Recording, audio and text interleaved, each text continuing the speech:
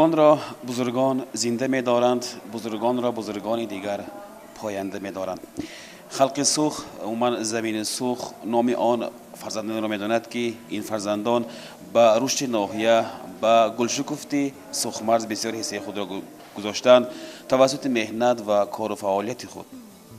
یکی از این گونه فرزندان خلق سوخ استاد نادری بودند و استاد در این زندگی با کلک خود با شعرهای خود الکی نام گذاشته و هیکل گذاشته بودند که امروز این نام ویرد زبان و در قلب تمام خلق سوخ جای گرفته است.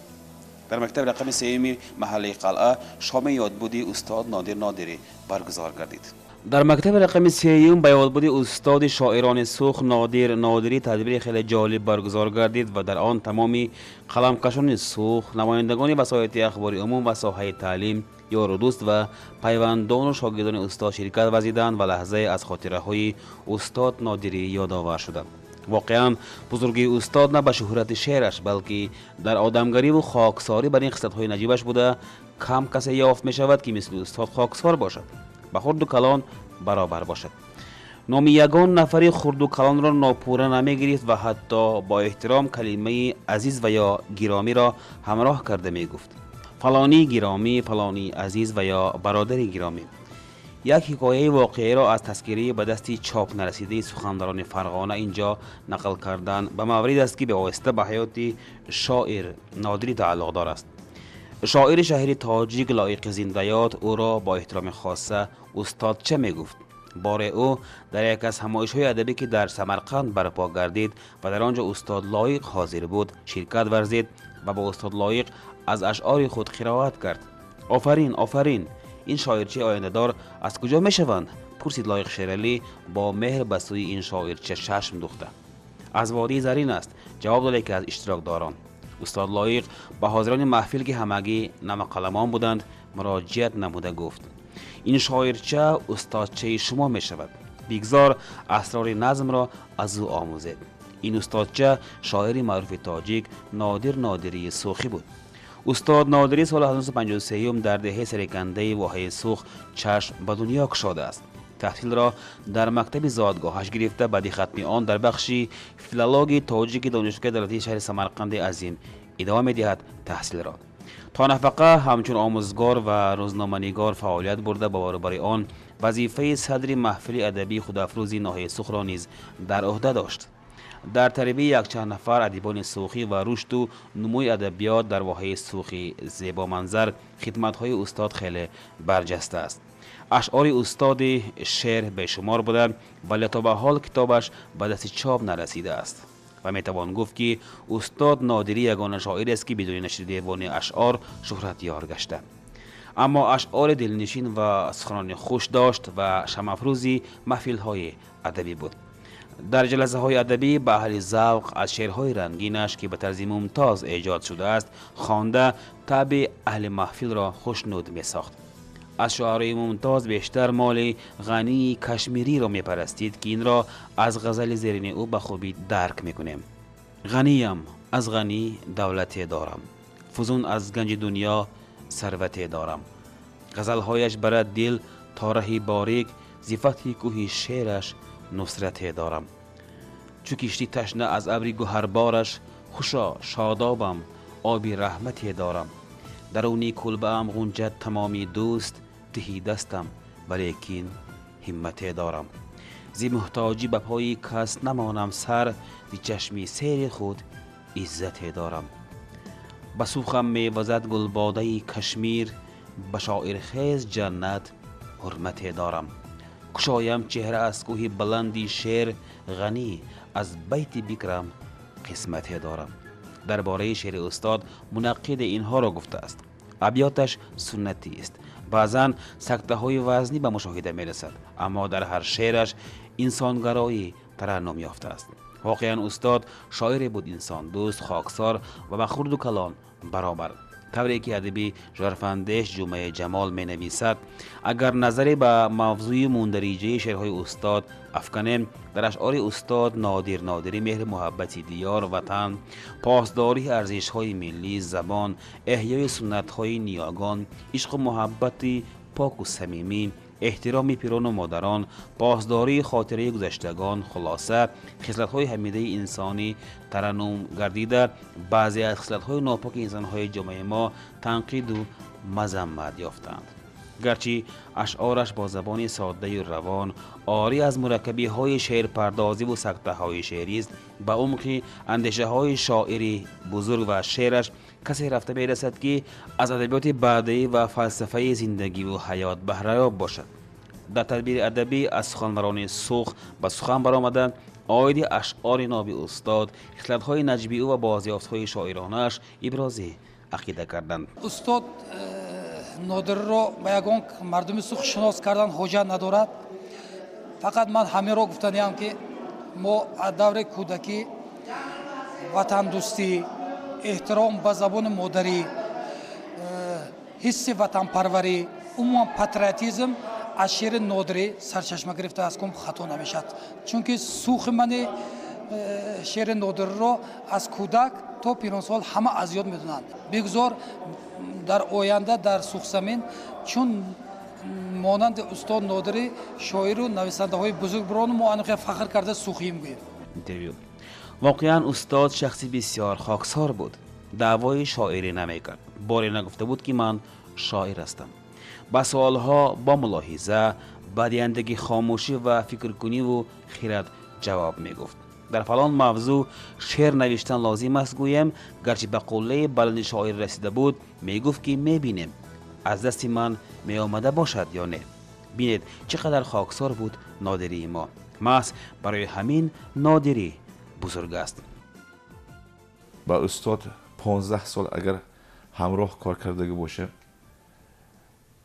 و کس در روزنامه صدای سوخ مده در تلویزیون سوخ، من از آن کس از حیات طی کرده استاد بسیار چیزها را از خود کردم. با خودم همچون درس قبول کردم. چون که من نادر را کدام چیز مشهور کردگی. البته فقط شعر و کس نه. من از شعر و کس امروز درباره ایجاد و کس گپ زده نیستم. لیکن در باب آدم و آدمگری من حیات طی کرده و کس اندیشه و کس در آن کسنده من کیبر من بسیار در شهر تاشکند شده وقتانده بسیار استادان میگن هیچ وقت من مالک کسلیگه چلم من مالک بود دنیاده دواسز درد همین خیلی با من در وقتی نشست میگوین.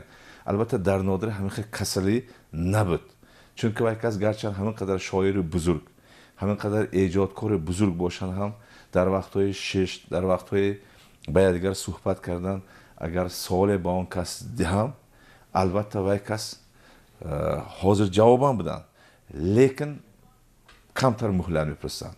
در همین جا کمتر مهلت دهید، من این وای کتاب رو یک ورق زنم بینم بعد به شما جواب انیخش رو گویم افته. همین خیلی خاکسار، همین خیلی انسانی بودن که اومن چی میگم در حیاتنده از وای گرفتگی چیزها امروز با من یک دستورالعمل گم خطا نمیکنم. در کوچه گشت وای کس، در کوچه گشتن وای کس، در دورهان ششت وای کس، از خودشان خرد را بینن هم دست در پیش سلام دادن وای کس. در دوره های همین ششتنده اگر یک کس سخن تیدگر اول شاگرد همون وقت هم شاگرد میگفتن، اول فرهاجان گپ زند، اول فلانچی گپ زند. همین خیلی انسان بودن که من کلان سال اول من گپ زدم در کار، یا که من شاعر من یا من ایجادکار بزرگ من گپ زدم میگفتن. من از وای کس جدا قره های پرمضمون حیات رو از خود کردگی. وقتی که با نادری روبرو میشدم درباره این یا اون موضوع ها، درباره پیشرفت سوخ، من درباره طبیعت سوخ یگان بازم نادر شعر نوشتن در کار گفته تکلیف میدادم، موضوع ها رو میگفتم که موضوع که درباره طبیعت میگفتم و کس اندیشه کرد سودا این چیز از دست من می آمده باشد می گفته جواب میدادم. این بزرگی این خاکساری به هر کم خدا مناسب دیدگی. خدایم هر که راهبر، خدایم هر که شاعر، خدایم هر که نویسنده کرده آفریدگی. ببینید همین قدر خاکساری که امروز این خاکسارای نادری با ما قلمکشان با ما شاگردان و کس نمونه عبرت شدنش شرط است. در تدبیر خوانندگان مکتب از اشعار نامی استاد نمونه ها قرائت کرده به اهل تدبیر یک جهان خرسندی بخشیدند. حافظان شعرهای نادری را به آهنگ درآورده سرود کردند که این را همه مردم سوخ به خوبی می‌دانند، زیرا شعر نادری ساده، روان، عام فهم و از همه جهتی شکل و همه جهتی مضمون به اهل علم و ادب و مردم عادی پسند است. بود یک پاره ای جنت دیاری زوخ، خورد هر آب از دستی نگاری زوخ، بپوشد کرته اطلس چمنزارش، گیرد رنگین کمار رنگ از بهاری زوخ، گیرد روحم غذا از خانشی کبکش، فضایش شوق در دل چشمساری زوخ، مگر دارد در دل شعری نخستینش، غزل جوشد زیرودی بیقراری زوخ، شمارم خش از طالع بلندانش، پرم هز از عقابی کوساری زوخ، شناساندم مرا به آن غروری کو، گیرم عبرت زی مردانی به آری شوخ، الا نادر توی شاعر سراشیرت به وصفی تاجیکانی تاجدارانی سوخ. داده جان و دل به صحرا مادرم ای مادرم، بس کشیدی رنج دنیا مادرم ای مادرم، از زمین بار زبارانی عرقهای جبین، رزق ما را کرده پیدا مادرم ای مادرم، پشتی روزت چهره یزدانی گرداند به تو، در برت بود مهر فردا مادرم ای مادرم، حسرتا در عین دیدن کاسه ای چشمان تو، گشت پر از خاک دنیا مادرم ای مادرم. سلام ای آدمان نامداری کشورم، آتشی دارد سلامم مثل شمسی خورم،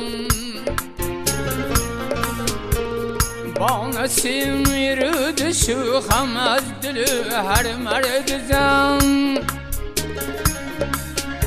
صد سلامی سوخیان را بر شمایان آورم، صد سلامی سوخیان را بر شمایان آورم.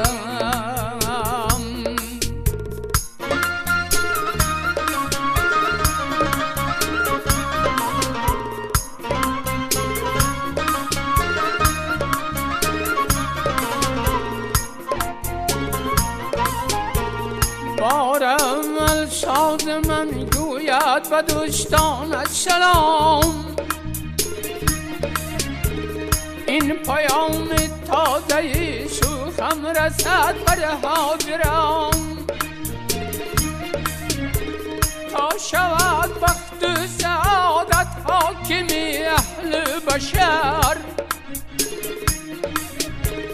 بر شمارم سلامی گرم دل در این کلام،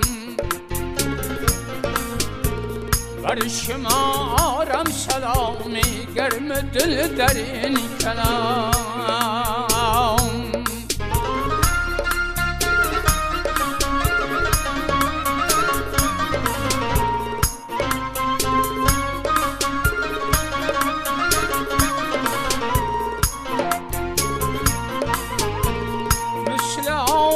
چشمه های سوخ منی دوستان،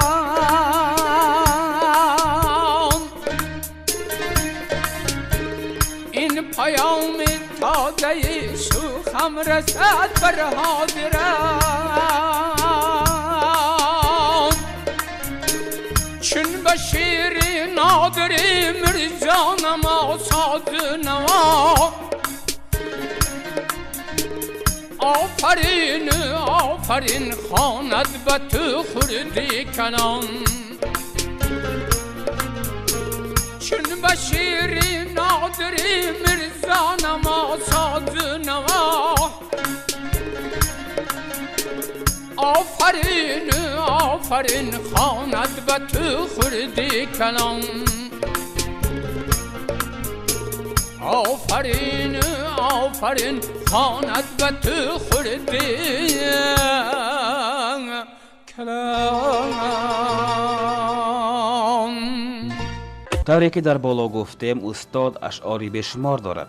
داستانهای خوردی پنجگانه نیز نوشته است.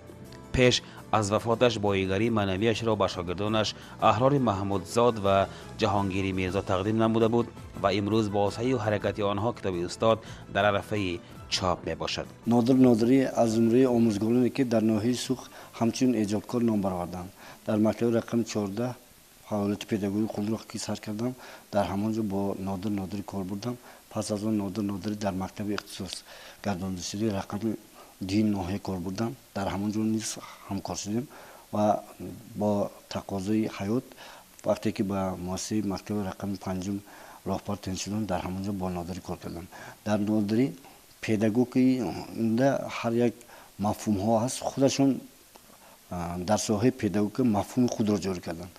از نادری به خوانندگان مناسبتی خوب نمودند و شاگردان همین خیلی میگفتند که وقتی شاگردان من همش خوش اخلاق میگفتند. برای چی خوش اخلاق میگم؟ با خواننده وقتی که خوش اخلاق گفته مناسبت میکنید، همچون شخصیت مناسبت میکنید، خواننده حرمت احترام است نسبت به استاد زیاد میشه. گفتم متد استاد یعنی با خوانندگان همچون شخصیت مناسبت کردن اعلی بود. اون کس با شاگردان دائما با مناسبت شما رفتار میکردن که شاگردان در بیرون هم گرد استاد کپلک بودن، پروانه بودن. یک چیز کار کردید، در مکتب هم کار کردید و فعالیت بردید. نادری همچون همسایه چه خیلی انسان بوده؟ نادری با همسایگان هم نهایت مناسبت دوستانه داشتم و اون کس میگفتن که کیفیت من دائما کیفیت بهارانه میگفتن. برای چی کیفیت بهارانه گفت؟ بهار فصلی زنده شوی طبیعت آدم هم دائم زنده گشتن است. زنده دل باشد همسایه هم خویش تبار هم گردی خویش تبار جمع میشه میگفتن. برای من نادر همچون استاد، همچون خویش، همچون همسایه حرمت میدم. با یک سخن گویم نادری با وجود شاعر خوب بودن انسان اصیل نیز می باشند و حیاتی آن کس، رفتار و گفتار و پینداری آن کس برای هر یک قلمکش نمونه عبرت است. خاکساری را از نادری آموزید. سخنورانی عزیز.